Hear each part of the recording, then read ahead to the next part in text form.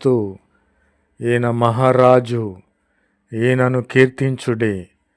కీర్తనకు అర్హుడు, స్తోత్రార్హుడు, మన స్తుతుల సింహాసనము పైన ఆసీనుడైనటువంటి యేసు క్రీస్తు మహారాజు, ఈయనను మాత్రమే కీర్తించుడి.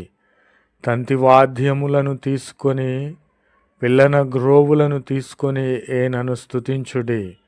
ఈయన స్తుతులకు పాత్రుడు. ఈయనను కీర్తించుటకు మన కీర్తనీయుడు.